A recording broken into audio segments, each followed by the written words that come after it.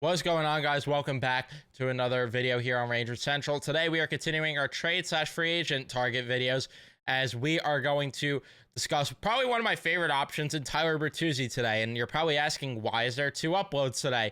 Well, because if you didn't watch the Patrick Kane video, which you should, even if you don't want Patrick Kane on the team, again, this is all, I want to make this very clear. I am not saying that I'm advocating for every single one of these players. I am just trying to push out videos because, one, I got money to make. Let's just be frank here. 2, I want to get content up to you guys to begin with because I appreciate all of your support. Without you guys watching, I wouldn't be making that type of money. So I really do appreciate every single one of you. And then on top of that, it also is just to plug and play and see what fits in terms of the roster, stuff like that. It's just hypotheticals at the end of the day. If you're getting mad over this and losing sleep over hypotheticals that more than likely are not going to happen, because again, I am not the GM. I don't have faith 100% in Chris Drury, but he is, and I have no choice but to put my faith in him, and we'll see what he does. But for me, I'm just sitting here doing armchair GMs, seeing what I think would fit, seeing what could potentially work, and that's just what we do here. So if you guys are getting mad over it, then that says more about you than me.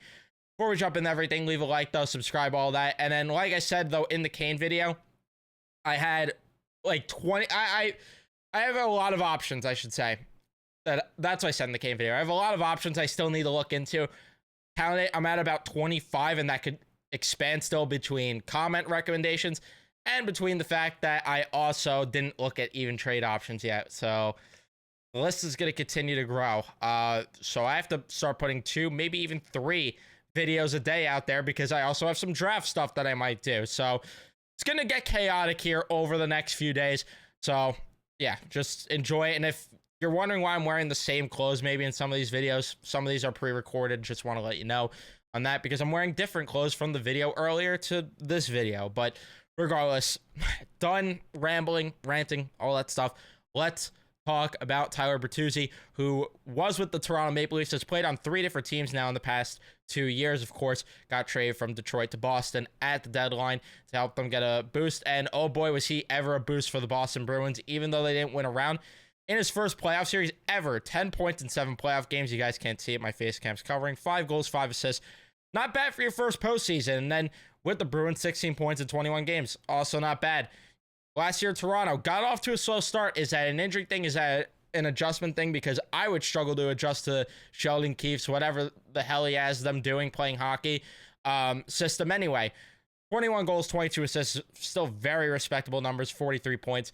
Obviously, the PIMs are a lot, but this is the thing with Tyler Bertuzzi, which we're going to get into the charts, but a lot of it is intangibles with Bertuzzi. He's a guy that gets in teams' faces. He's a guy that is not willing to shy away from contact, shy away from hits. He plays like a pain in the ass. And then you get to the charts, which I know a lot of people don't like this stuff, but I look at it for the people that do. But at the end of the day, I still believe personally that the eye test tells more than the charts themselves. But you look at the charts, definitely a little bit of things that you don't like to see, like zone entry, things in the negative. But a lot of that is because of East-West plays. But then you look at, the North-South stuff like forechecking. He's a lot better at stuff like that, which that plays right into his games. And then you look in terms of his offensive scoring, and not a lot of it in the positive. A lot of it is shots off high danger passes, which who wouldn't thrive off of that? But yeah, you get into the evolving hockey stuff and very good offensive stuff. Not bad defensive stuff for a team that is really bad. I know we talk about the Rangers being poor defensively. Toronto is somehow even worse, arguably. So now you look at that sort of stuff, and then you get into where he would fit. And in terms of the contract that Evolving Hockey has him projected at, he's projected at about 4.7, keep the change, for 3 years, which I don't think cap straps the team. And I know people are going to comment because it's every video. They have to extend Lafreniere. They have to extend Cooley, Igor, Miller. I get it. I know the deal. It gives them $25 million to do so. Which, either way, if they do extend all those guys, they still have to build a roster around said guys. They can't just overly commit, and that's where we maybe see a guy like, again, might not be popular, but a guy like Keandre Miller moved, unless Jacob Trouba, they could get off the books, if not this offseason, next, which also, if we're going to get into that, go down that rabbit hole, they're spending a lot of cap on their centers. If it's not this offseason, it has to be next offseason that they move at least one of these centers. And I know it's not the popular opinion to move a guy like Hedo or Goudreau, but there's a conversation to be had there because you can't spend this much on 4 centers. You just can't do it when you have to pay a guy like Lafreniere, when you have to pay a guy like Miller, like Jones, who might take a step up and potentially prove himself to be a top 4 D-man. And then, of course, the discussion of Igor Shesterkin, where there's a debate there, which if he's asking for like 12 and a half, I personally am not a fan of that idea because I don't think paying a goalie that much is smart in particular. I know even with the cap jump that the percentage isn't as bad, but I'm not a fan of that idea personally, which that's a conversation for another day. And I know he's your best player and all that, but at some point, you know, you have to be able to build your team without a elite level goalie. But again, that's a rabbit hole to go down another day. We're talking about Tyler Bertuzzi here. And I know that the unpopular opinion might be this line configuration I have where how could you break up the second line because the second line was so good. To that I say, fair argument. But to that I also say, I think that for the playoffs at the very least, because Panarin does seem like he needs that support, at least in the playoffs, of a guy like Bertuzzi and Trocheck to get the puck for him, create havoc in front of the net, open up the ice for Artemi Panarin to get to the middle and potentially start scoring. Is that going to be how it works? I don't know. And then for Lafreniere's sake, I think I trust him enough to start driving the play on this first line since Kreider and Zibanejad, quite frankly, have been passengers the past few years. And again, I think that gives you a lot of flexibility in terms of, you know, trying things out at the very least. You got to try things out in preseason camp because it was not too long ago, not even a year ago, that in preseason, some of us, myself mostly, overreact in the preseason, and I'm willing to admit that, hated this line. This line looked terrible in the preseason, so much so that opening night, that wasn't even the line combinations. They went with this, obviously switched it. I think they switched in the middle of that Buffalo game in opening night where it was Hedo on the second line and then Lafreniere there.